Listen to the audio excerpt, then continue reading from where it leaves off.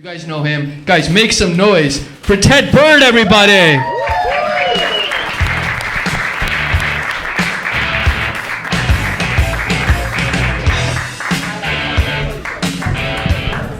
Keep it going for Nazir Khan.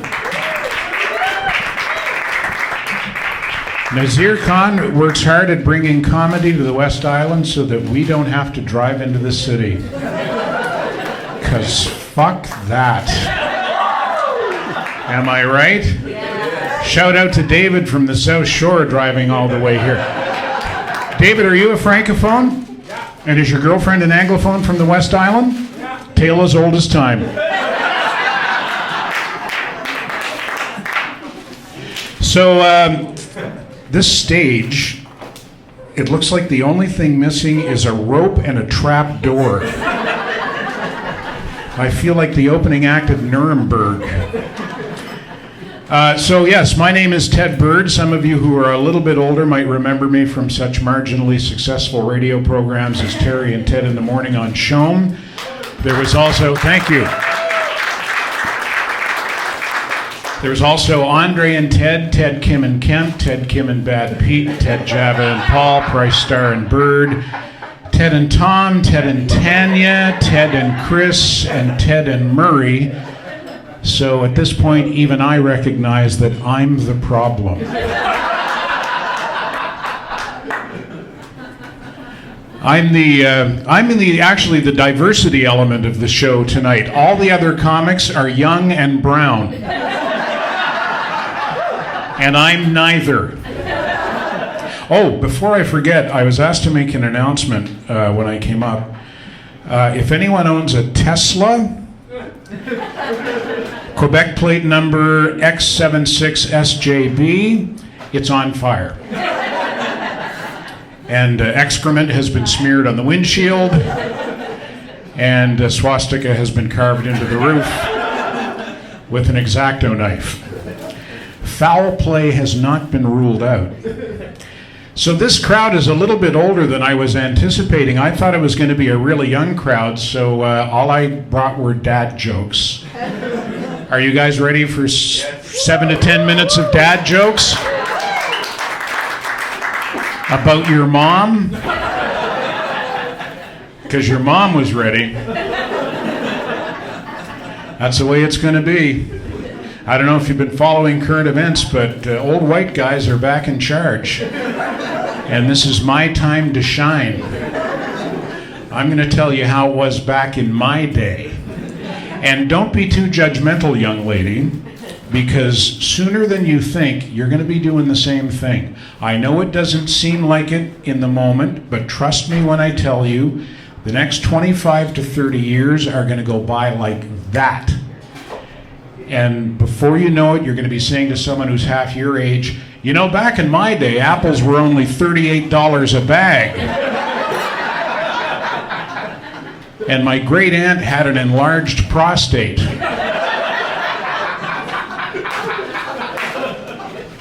Thanks for getting that. I think that's my favorite joke of mine. Back in my day, stories are generally economy-based. Social and cultural change is constant, but it ebbs and flows, whereas prices tend to only go up, so that's what you talk about. That's what I talk about anyway. When I go to the IGA and I'm overpaying for my groceries, I like to say to the kid at the cash, you know, back in my day, 25 cents get you a chocolate bar and a bag of chips. And they say, jeepers, mister, were you in the war? Did you build the pyramids? Either that or they say, that's a great story, Abe Lincoln. You got the scene card? They call me Abe Lincoln because I wear a stovepipe hat to the IGA. Makes it easier to shoplift salami and a baguette. And you got to cut corners wherever you can. One thing I don't spend money on anymore is liquor. As of March 1st, I'm 28 years alcohol-free. Please. Don't applaud. I still have crippling addictions to opioids and Asian cartoon pornography. You guys look at porn on the internet? No, just me single-handedly keeping the multi-billion-dollar online pornography industry afloat. Yeah, fuck, no wonder it's so expensive.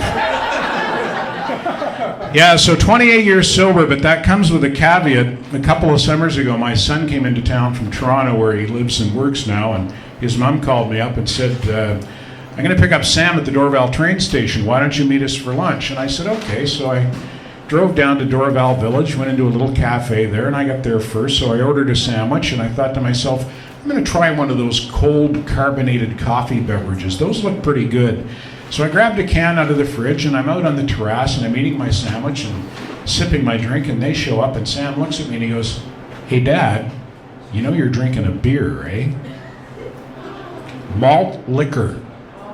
So obviously I didn't look at the label closely enough, and I don't know what malt liquor tastes like. Who the fuck drinks malt liquor? So I poured the rest out, and I threw the can away, and Sam said, what does that mean, Dad? Does that mean you have to start again? And I said, well, if I close down Pub Koozie in St. Anne de Bellevue tonight, and I'm snorting cocaine off a hooker's ass crack at 3:30 tomorrow morning, then yes, I'll probably have to start again. Otherwise, it was an honest mistake. I didn't get drunk. I only drank half the can, so I think I get a mulligan. Anyway, as it turned out, it wasn't Pub Koozie, it was Source du Sex. And it wasn't cocaine, it was crystal meth. And it wasn't a hooker, it was my ex-wife's sister. So I've got 19 months and no regrets.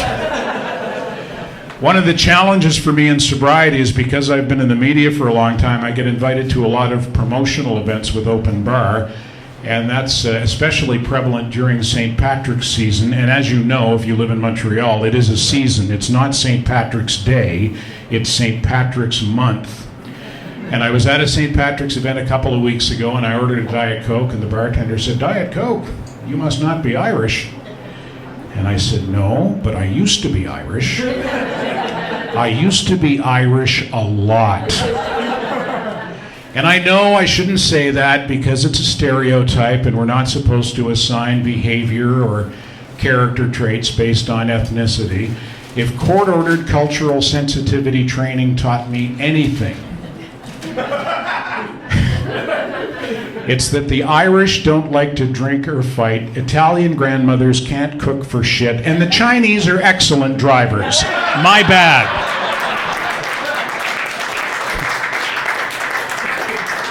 I'm glad you guys were on board with that, because that joke can go either way. Yeah, you can't be too careful these days. You know, we live in touchy times. It just seems like you can't say anything without somebody getting offended. And I blame the Jews. That's not true. I don't blame the Jews. That's me using irony as a comedic device.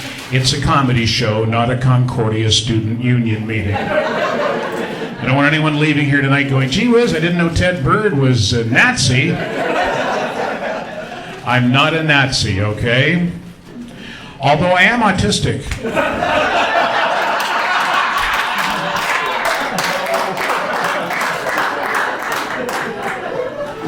Speaking of Elon, and I don't want to go down that rabbit hole, but I would just like to say this. I am truly grateful that the anti-fascist crowd is so preoccupied with setting Teslas on fire that it hasn't occurred to them to vandalize my Volkswagen, which was literally inspired by Hitler.